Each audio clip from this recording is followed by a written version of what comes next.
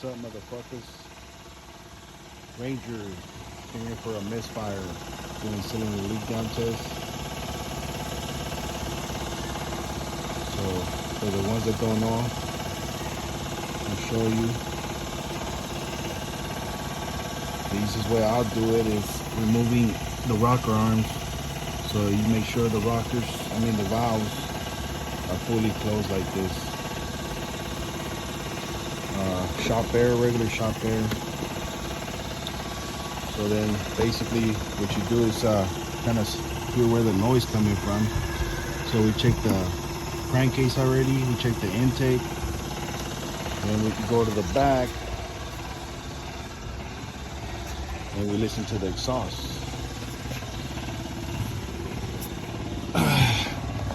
This is pretty noticeable, but look, see how it's building so much pressure.